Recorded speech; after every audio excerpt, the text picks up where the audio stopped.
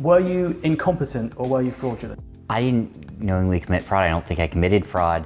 I didn't want any of this to happen.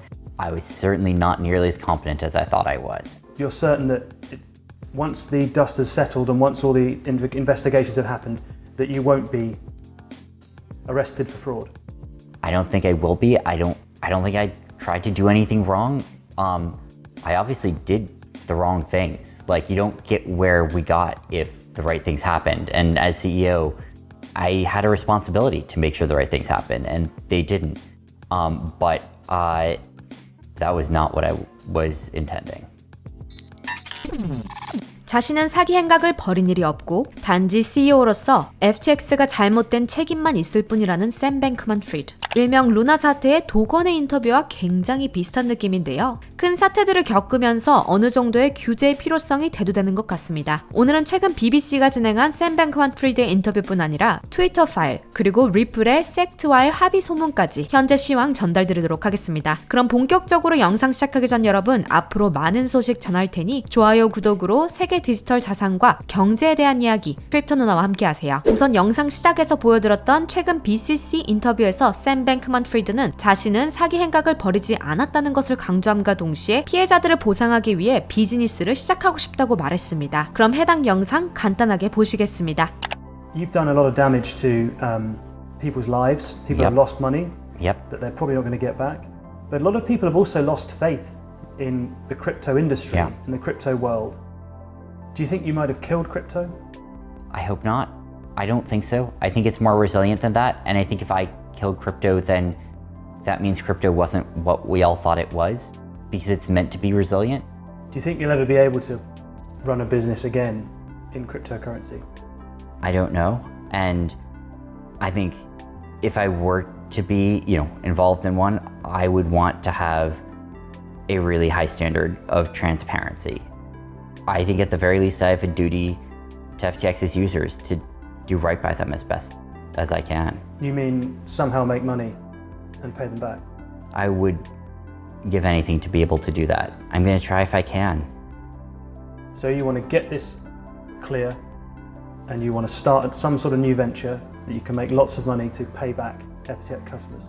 If I could do that, that would be great. 루나 사태의 도건 또한 굉장히 비슷한 답변을 보이는 가운데 루머로 떠돌던 샘 뱅크만 프리드의 루나 사태 조작설에 대한 본격 조사가 시작되었습니다. 샘 뱅크만 프리드 그리고 알라메다 리서치가 지난 5월 발생한 루나 사태에서 루나 UST 몰락에 관여했는지 그 여부에 대해 미 연방검찰이 조사에 착수했다고 합니다. 그리고 모든 사람들이 샘 뱅크만 프리드에게서 등을 돌릴 때 꿋꿋하게 그를 변호해주던 캐나다 출신의 샤크 탱크 프로그램 MC이자 유명한 암호화폐 투자자인 케빈 올레리가 사실 FTX로부터 1,500만 달러를 받으며 FTX를 적극 홍보하고 옹호해왔던 것을 밝혔습니다. 친민주당이었던 케빈과 FTX의 관계에 대해 많은 사람들이 의심하며 지켜봤었고 그 의심은 사실인 것으로 드러난 것이죠. FTX로부터 약 195억 원에 달하는 로비를 받았던 케빈은 FTX의 몰락으로 현재 로비받은 금액 자체가 거의 0원에 가깝다고 하는데요. 케빈뿐 아니라 FTX는 각종 매체와 연예인, 유명 암호화폐 인플루언서들에게 거금을 지원하며 허위 마케팅을 해온 것으로 보입니다. 이렇게 모든 사태들로 인해 불안감이 증폭되는 가운데 헤럴드 경제에 따르면 국내 대표 김치코인으로 불리던 가상자산 위믹스가 상장 폐지되면서 금융당국이 앞으로의 가상자산에 대해 승인제를 도입할 것을 검토 중이라고 하는데요. 자본시장과 금융투자업에 관한 법률에 따르면 증권의 모집 또는 매출은 발행인이 그 모집 또는 매출에 관한 신고서를 금융위원회에 제출해 수리되지 않으면 이를 할 수 없다고 규정하고 있는데요. 하지만 가상자산의 경우 코인 상장은 각 거래소 내부의 상장위원회에 맡겨지고 있을 뿐 아니라 상장 폐지에 있어서도 디지털 자산거래소 공동협의체인 닥사가 자체적으로 대응하고 있다고 합니다. 닥사는 최근 위믹스와 관련해 유통량 계획 정보와 실제 유통량에 상당한 차이를 보이고 소명기간에 제출된 자료에서도 오류가 발견됐다고 하면서 상장 폐지 결정을 내렸는데요. 이에 위메이드는 거래소 측에 명확한 가이드라인이 없었다며 가처분 소송 맞불에 나섰습니다. 따라서 앞으로 이러한 유사한 사태를 막기 위해서 금융당국의 직접적인 개입이 필요하다는 의견이 커지고 있는데요. 하지만 이를 반대하는 의견 또한 만만치 않다고 합니다. 코인 상장 승인 제도가 도입된다면 사기성 코인들의 ICO를 어느 정도 거를 수 있다는 장점이 있겠지만 금융당국과의 이해 관계에 따라 어느 정도 편향적인 결과도 나올 수 있는 가능성과 더불어 과연 금융당국이 상장 승인제를 만드는 기준이 어떻게 될지도 굉장히 중요하기 때문에 앞으로의 방향 지켜봐야겠습니다. 또한 지난 한 주간 트위터 파일의 등장으로 아주 뜨거웠는데요. 현재까지 트위터 파일 파트 4까지 공개되면서 2년 전 미국 대선 사건에 트위터가 연루되었다는 정보로 화제가 되었습니다. 2020년 미국 대선 전 바이든에게 불리하게 작용될 수 있었던 일명 바이든 노트북 사건의 확산을 최소화하기 위해 트위터가 적극적으로 민주당 편에서 도왔다는 것이었죠. 사실 이번 트위터 파일을 통해서 분명해진 것이 두 가지가 있다고 볼 수 있겠는데요. 우선 첫 번째, 그동안 트위터의 운영 원리가 아주 미흡했다는 점입니다. 세계 최대 광장이라고 할 수 있을 만큼 영향력 있는 플랫폼이